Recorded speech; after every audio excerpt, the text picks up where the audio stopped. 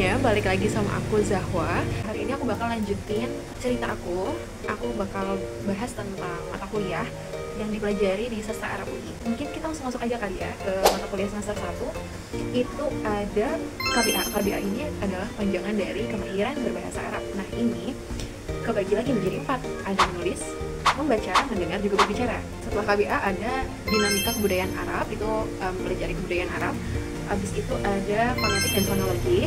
Ini kita mempelajari tentang bunyi atau mirip-mirip kayak makhorijul huruf kali ya.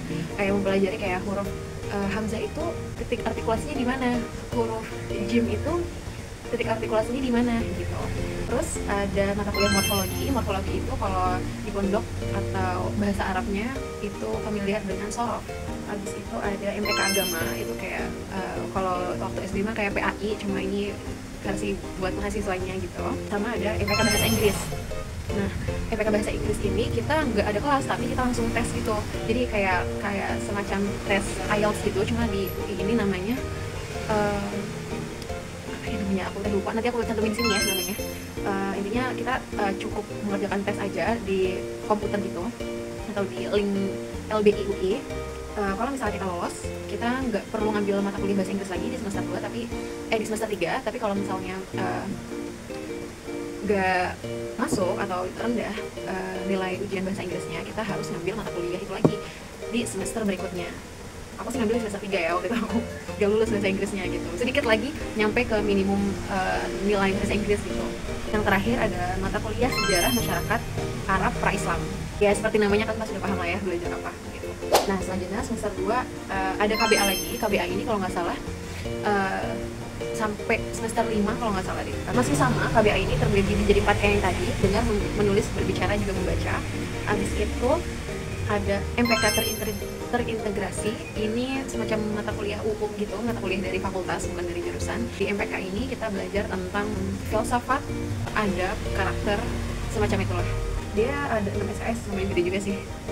Selanjutnya ada peran mata Arab, ada mata kuliah sejarah perkembangan Islam di Indonesia. Pasti kalian ngerti ya bahas apa, dari judulnya kalian pasti paham. Selanjutnya ada semantik dan praktik Arab, itu semacam kita mempelajari tentang unsur-unsur lain di luar morfologi ataupun nahwu gitu. Ada faktor lain gitu yang menentukan makna sebuah bahasa gitu. Selanjutnya ada sintaksis atau familiar kita sebut dengan nahwu. Nah, semester 3 ini atau yang baru aja aku kelarin ada mata kuliah KBA lagi. Ada dasar-dasar ilmu pengetahuan budaya. Ini mata kuliah dari fakultas juga, mempelajari tentang ya seperti judulnya, tentang ilmu pengetahuan budaya. Selanjutnya ada gerakan pemikiran Islam. Gerakan pemikiran Islam ini nggak cuma kita pelajari yang ada di Indonesia aja, tapi ya di negara-negara lain juga, seperti di Mesir atau di Tunisia dan negara lain gitu. Terus ada Kapitas Lapita Dunia Arab.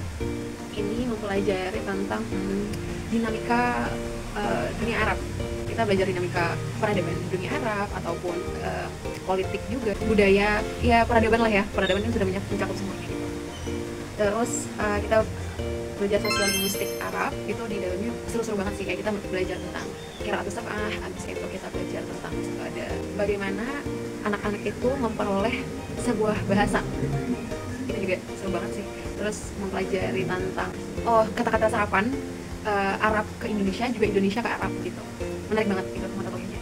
Terus ada telaah puisi Arab atau kalau di pondok mungkin disebut dengan balagoh. Terus ada terjemah Arab Indonesia. Ini seru banget karena kita belajar berita-berita Arab terkini. Biasanya kita ngambil dari Syarq al-Awsat. Kayak kita baca satu-satu dari kita itu, kita baca teks atau berita yang nggak ada harokatnya, habis itu di Arab dan diartiin. Itu seru banget, dan walaupun deg-degan ya, tapi menurutku itu challenging banget. Dan banyak mufrodat yang menurutku itu apa ya, selama aku belajar bahasa Arab tuh aku baru nemuin mufrodat kayak gitu tuh di mata kuliah terjemah ini gitu loh. Karena mereka pakai mufrodat yang terkini banget, kayak seringkali mufrodatnya itu berkaitan dengan ekonomi ataupun pariwisata. Waktu itu juga sempat bahas kripto, saham, dan lain-lain. Kayak menarik banget. Jadi kayak menurutku ya, mata kuliah yang ada di sastra Arab ini memang mereka nggak hanya membekali kita dengan ilmu linguistik Arab, tapi juga dinamika yang terjadi di dunia Arab gitu, kebudayaan mereka, peradaban mereka yang dulu juga yang sekarang gitu. Jadi mata kuliah ini menurutku memang paket lengkap gitu untuk kita nantinya jadi lulusan sastra Arab gitu.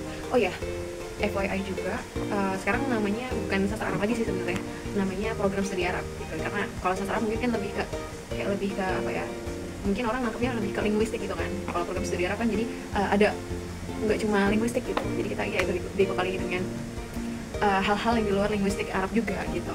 Jadi mungkin itu dulu penjelasan dari aku tentang mata kuliah di Sastra Arab UI. Kalau ada yang masih kalian nggak paham, langsung tanya di kolom komentar aja ya. Nanti kita next buat video penjelasan tentang apapun yang ada di Sastra Arab. Oke? Sampai ketemu di video berikutnya. Dadah!